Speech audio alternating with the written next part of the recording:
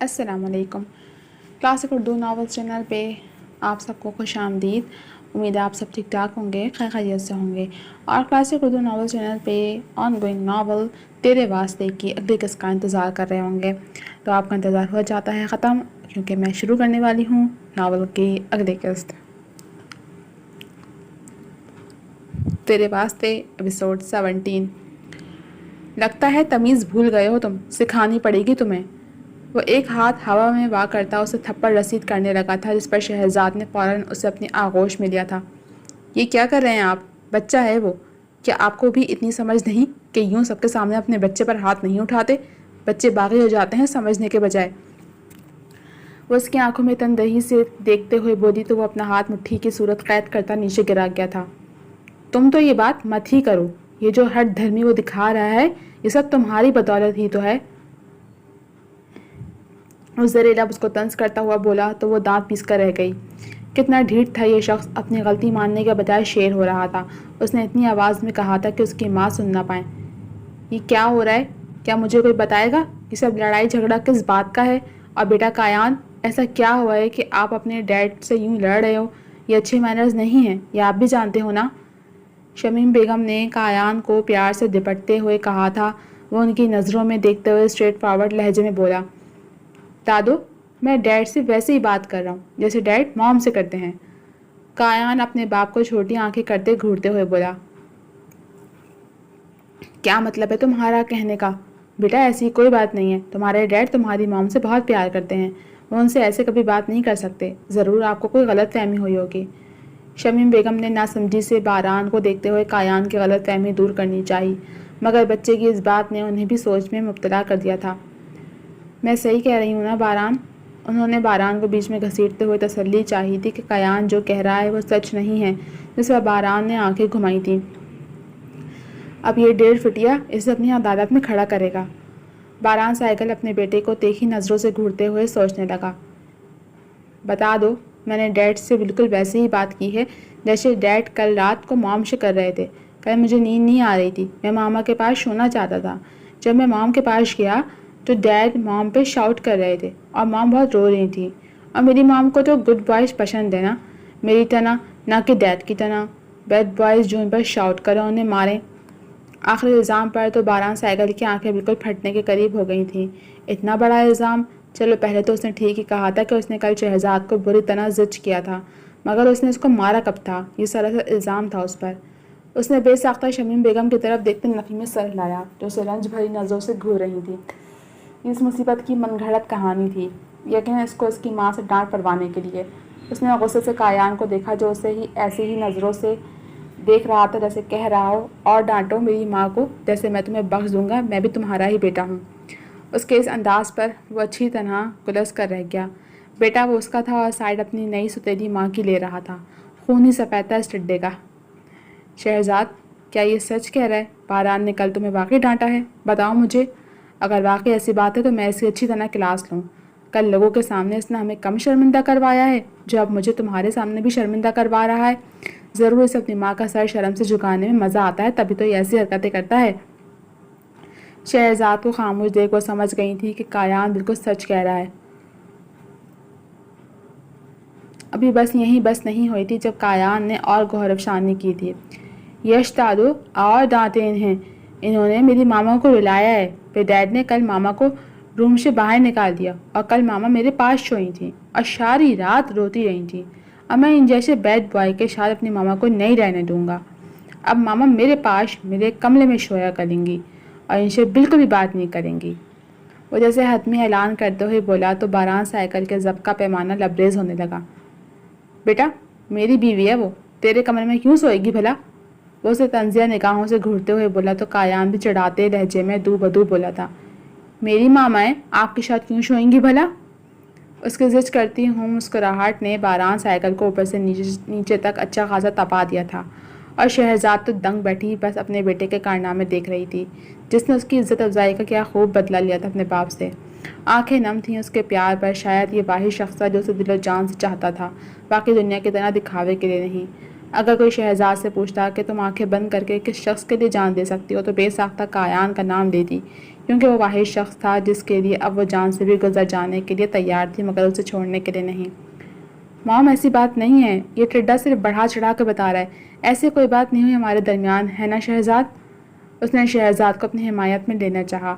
اسے ابھی بھی یہی غلط فہمی تھی کہ وہ اس کا ساتھ نبھائے گی، مگر رات کی اتنی بے عزتی کے بعد اس نے ایسا سوچا بھی کیسے؟ شہزاد دل گرفتگی سے سوچ کر رہ گئی۔ وہ چاہتا تھا شہزاد اسے اس مشکل سچویشن سے نکالے، مگر شہزاد نے رخ موڑ کر اس کی بات اگنور کر دی تھی، جس پر اسے اچھی خاصی تب چڑھی۔ وہ اسے اس کی ماں کے سامنے اگنور کر گئی تھی۔ اپنی ماں کو اداس دیکھ ان کی نم آنکھیں دیکھ کر اسے برداشت نہ ہوا تو وہ فوراً بولنا چاہا، مگر شمیم بیگم اس کی بات بیچ میں ہی کاٹ گئی تھی۔ اب اس کو مت گھورو غصے سے، سب غلطی تمہاری ہے اور اسے اپنی حمایت میں لینا چاہ رہے ہو۔ مت بولو، میں تمہاری ماں ہوں، پالا ہے میں نے تمہیں، اچھی طرح واقف ہوں تمہاری ضد اور انا سے۔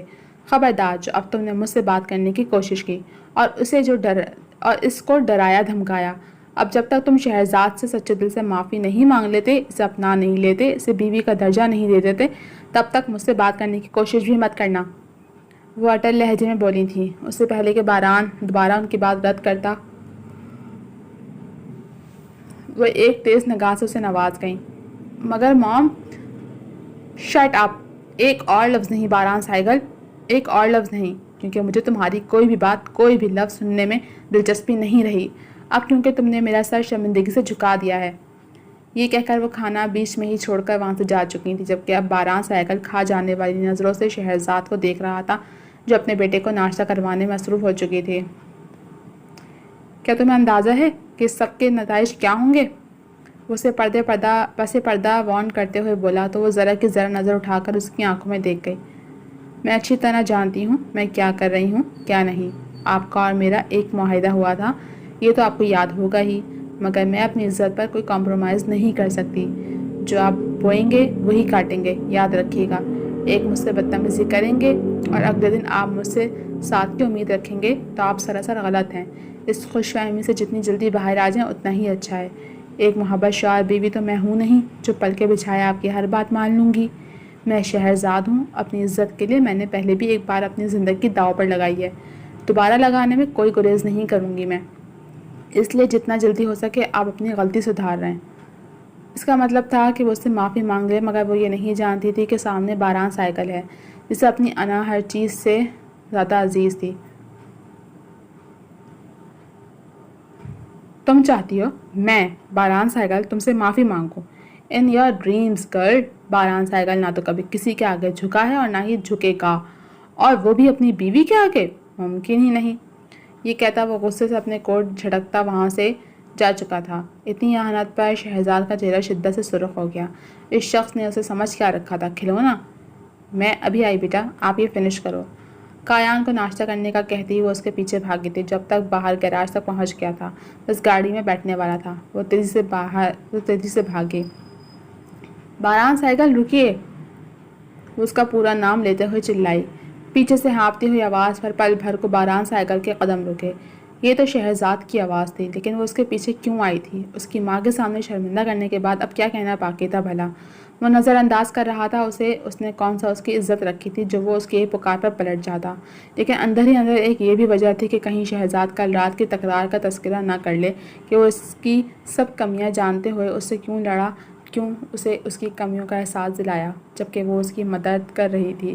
شاید کوئی اور لڑکی ہوتی تو وہ اس طرح نہیں لڑتا یا لڑائی کی نوبت ہی نہ آتی، وہ سیدھا سیدھا اسے فارغ کر دیتا، مگر مسئلہ ہی یہ تھا کہ وہ کوئی دوسری تیسری لڑکی نہیں جو اس پر پیار محبت لٹاتی، اس کی محبت میں گرفتار ہو جاتی۔ وہ شہرزاد تھی جو اس کی اینٹ کا جواب پتھر سے دے رہی تھی، اور مزاحیہ بات یہ تھی کہ وہ اس کی طرف خود کو کھینچتا ہوا محسوس کر رہا تھا، جو سراسر اس کی ہار تھی۔ اگر وہ اس کی آنکھوں کا چور پڑھ لیتی تو کیا جواب دیتا، جبکہ وہ تو خود بھی اس سوال کا جواب نہیں جانتا تھا اور اس جواب سے بھاگ رہا تھا۔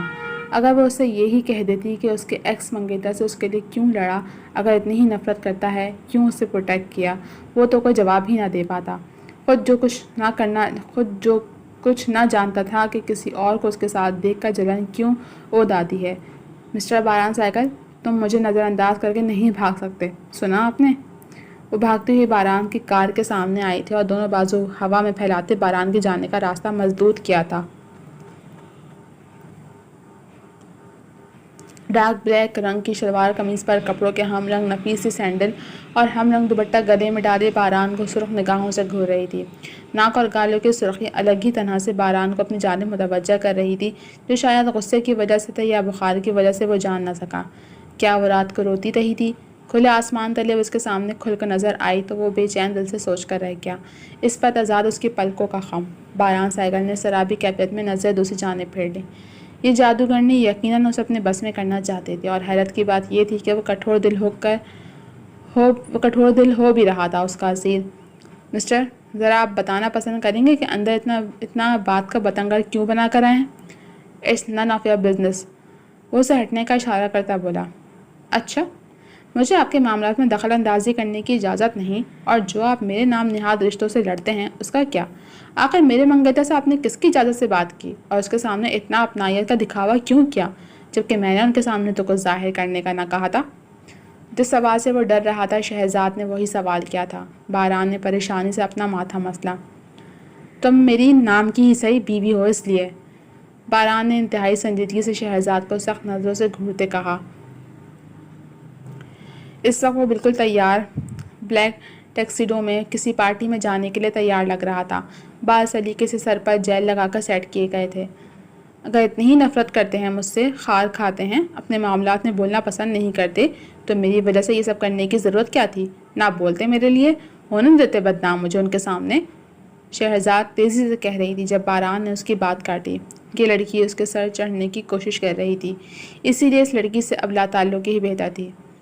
اپنی فضول گوئی اپنے پاس رکھو لڑکی، مجھے اس کی ضرورت نہیں۔ مجھے کب کیا کرنا ہے، کیسے کرنا ہے، کس کے سامنے کیا کہنا ہے، مجھے معلوم ہے۔ آئندہ باران سائیکل کا راستہ کاٹنے کی جرات مت کرنا، اب ہٹو میرے راستے سے۔ باران سائیکل درستگی سے شہزاد کو دھکا دیتے گاڑی کے آگے سے ہٹاتا ہوا بولا۔ شہزاد نے دکھ، غصے اور کھولتے دماغ سمیت سختی سے آنکھیں مچ کر کھولیں۔